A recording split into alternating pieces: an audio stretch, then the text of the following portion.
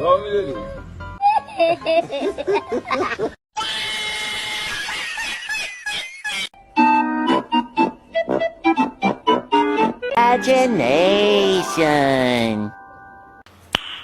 Nice.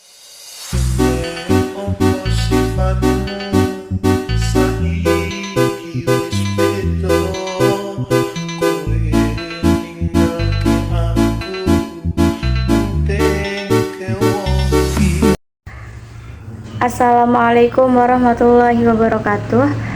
Perkenalkan, nama saya Cucu Mega Erviani, 2 Pak IA, dengan NIM 244110402012. Saya membuat video ini guna memenuhi tugas UAS usul fikih. Usul fikih terdiri 2 kata. Usul bentuk jamak dari asal, yang berarti akar, dasar, atau pokok. Sedangkan fikih dari kata faqiha yufaquhu, yang berarti memahami atau mengetahui. Secara bahasa, usul fikih berarti dasar-dasar pemahaman atau pokok-pokok pengetahuan tentang hukum. Para ulama mendefinisikan usul fikih secara istilah sebagai ilmu yang membahas tentang dalil-dalil syariat yang bersifat global dan cara-cara mengambil hukum dari dalil-dalil tersebut. Imam Al-Ghazali mendefinisikannya sebagai ilmu tentang dalil-dalil fikih secara ijmal atau global dan cara mengambil manfaat darinya. Dari segi istilah atau terminologi, usul fikih adalah ilmu yang membahas tentang kaidah-kaidah dan metode-metode yang digunakan untuk menggali dan menetapkan hukum-hukum syariat Islam dari sumber-sumber dasarnya. Ini berfungsi sebagai alat atau instrumen bagi para mujtahid dalam proses istinbat hukum, yaitu pengambilan dan penetapan hukum syariat dari dalil-dalil yang terdapat dalam Al-Quran dan hadis serta sumber-sumber hukum Islam lainnya. Ruang lingkup usul fikih mencakup sumber-sumber hukum Islam yang disebut adilah syariah, metodologi istinbat atau cara mengambil hukum, kaidah-kaidah interpretasi teks-teks syariat, serta syarat-syarat mujtahid dan adab ijtihad. Dengan demikian, usul fikih adalah panduan metodologis bagi para ulama dalam memahami dan menetapkan hukum Islam. Usul fikih juga dapat dipahami sebagai ilmu yang mempelajari dalil-dalil fikih secara global, cara pengambilan hukum dari dalil-dalil tersebut, dan keadaan orang yang melakukan pengambilan hukum atau mujtahid. Ilmu ini memberikan panduan metodologis bagi para ulama dalam memahami dan menginterpretasikan teks-teks agama sehingga dapat menghasilkan hukum-hukum yang sesuai dengan maksud dan tujuan syariat Islam.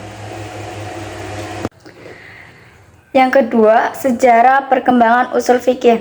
Pada masa Rasulullah Shallallahu Alaihi Wasallam, usul fikih belum terkodifikasi secara formal, namun prinsip-prinsipnya sudah diterapkan. Sahabat langsung bertanya kepada Rasulullah tentang hukum, dan Rasulullah menggunakan metode kias dan analogi. Contohnya adalah kisah Mu'adz bin Jabal yang diutus ke Yaman dan menjelaskan metodologi ijtihadnya. Periode tabi'in dan tabi'ut tabi'in mulai mengembangkan ijtihad secara lebih sistematis. Imam Abu Hanifah mengembangkan metode ra'yu dan kias. Imam Malik mengembangkan konsep maslahah mursalah, dan Imam Syafi'i meletakkan dasar-dasar metodologi yang komprehensif. Imam Syafi'i dikenal sebagai bapak usul fikih karena menulis kitab Ar-Risalah sekitar tahun 820 Masehi, yang merupakan kitab pertama yang membahas usul fikih secara sistematis. Beliau menetapkan hierarki sumber hukum yaitu Al-Quran, Sunnah, Ijma, dan Qiyas. Perkembangan selanjutnya diwarnai oleh karya-karya seperti Al-Mustafa, karya Al-Ghazali, Al-Mashhul, karya Ar-Razi, dan yang paling berpengaruh adalah Al-Muwafaqat, karya Asy-Syatibi, yang mengembangkan teori maqasid. Di era modern terjadi pembaruan metodologi dengan pendekatan kontemporer oleh tokoh-tokoh seperti Muhammad Abduh dan Rashid Ridho. Sumber hukum Islam dibagi menjadi dua kategori utama. Pertama adalah sumber primer atau adilah muttafaq alaih yang disepakati semua ulama. Al-Quran sebagai sumber hukum utama dan tertinggi merupakan wahyu Allah yang diturunkan kepada Nabi Muhammad SAW. Karakteristiknya adalah qat'i al-wurud atau pasti sumbernya. Contoh ayat hukum adalah ayat tentang sholat, zakat, puasa, dan haji. As-Sunnah mencakup segala yang disandarkan kepada Rasulullah berupa perkataan, perbuatan, dan ketetapan. Kedudukannya adalah sebagai bayan atau penjelas Al-Quran. Jenisnya ada tiga, yaitu sunnah qauliyah berupa ucapan, fi'liyah berupa perbuatan, dan takririyah berupa ketetapan. Contohnya adalah hadis tentang tata cara sholat dan niat puasa. Ijma adalah kesepakatan seluruh mujtahid pada suatu masa tentang hukum syariat. Syaratnya harus semua mujtahid dalam satu masa tentang masalah syar'i. Contohnya adalah kewajiban sholat 5 waktu dan haramnya menikahi bibi. Qiyas adalah menyamakan hukum suatu kasus dengan kasus lainnya karena kesamaan ilat atau alasan hukum. Rukun qiyas ada 4, yaitu usul, far'i, ilat, dan hukum. Contohnya mengkiaskan narkoba dengan khamr karena sama-sama memabukkan. Sumber sekunder atau adilah muhtalafiha yang diperdebatkan ulama meliputi istihsan, yaitu meninggalkan qiyas yang jelas untuk qiyas yang samar karena ada dalil yang lebih kuat. Maslahah mursalah adalah kemaslahatan yang tidak ada nas khusus yang mendukung atau menolaknya. Dariyah berarti menutup jalan yang menuju kepada kerusakan, dan urf atau adat kebiasaan yang berlaku dalam masyarakat dan tidak bertentangan dengan syariat. Yang keempat, maslahah mursalah dan maqasidus syariah. Maslahah mursalah adalah kemaslahatan yang tidak ada nas khusus dari Al-Quran dan Sunnah yang secara tegas mendukung atau menolaknya, namun sejalan dengan tujuan-tujuan umum syariat. Syarat-syaratnya adalah harus benar-benar membawa manfaat dan menolak mudarat, mencakup kepentingan umum bukan pribadi, dan tidak bertentangan dengan nas qat'i. Jenis-jenis maslahah ada 3 tingkatan. Maslahah daruriyah atau primer menyangkut kebutuhan dasar yang harus dipenuhi. Yang kedua, maslahah hajiyah atau sekunder, berfungsi mempermudah dan menghilangkan kesulitan.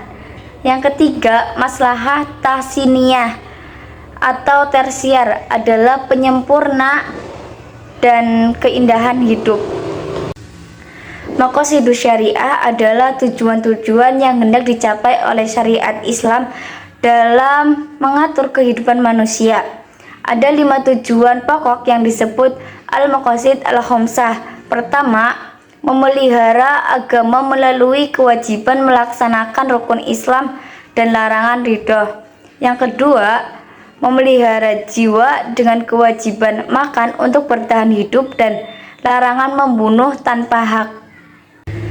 Ketiga, memelihara akal dengan kewajiban menuntut ilmu dan larangan mengonsumsi khamr serta narkoba.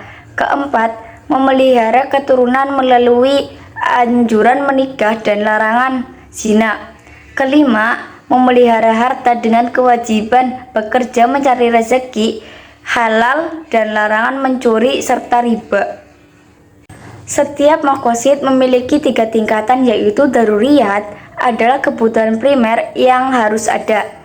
Hajiyat adalah kebutuhan sekunder untuk kemudahan, dan tahsiniyat adalah kebutuhan tersier untuk kesempurnaan. Dalam konteks modern, maqasid ini diaplikasikan dalam berbagai bidang seperti kebebasan beragama, sistem kesehatan, pendidikan wajib, program keluarga berencana yang sesuai syariat, dan sistem ekonomi Islam. Aplikasi usul fikih dalam kehidupan. Dalam kehidupan pribadi, usul fikih membantu kita memahami masalah ibadah sehari-hari. Ketika berpergian dan bertanya bagaimana cara sholat, kita menggunakan prinsip rukhsah atau keringanan berdasarkan hadis dan ijma ulama untuk melakukan qasar dan jamak sholat. Dalam masalah muamalah seperti jual beli online, kita menggunakan qiyas dengan jual beli salam dan prinsip maslahah sehingga dibolehkan dengan syarat-syarat tertentu. Dalam kehidupan bermasyarakat, masalah kesehatan seperti vaksinasi saat pandemi didekati dengan maqasid his an-nafs dan kaidah bahwa menolak mudarat didahulukan dari meraih manfaat, sehingga vaksinasi dianjurkan untuk kemaslahatan umum. Penggunaan media sosial dinilai dari segi maslahah berupa manfaat komunikasi dan informasi serta mafsadah berupa dampak negatif seperti fitnah dan pemborosan waktu.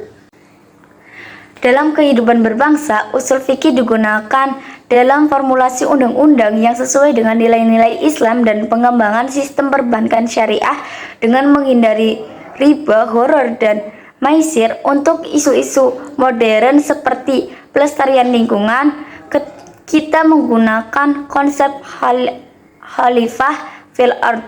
Sedangkan untuk bioetika seperti transplantasi organ dan bayi tabung, kita melakukan analisis maslahah mafsadah dengan mempertimbangkan maqasid syariah.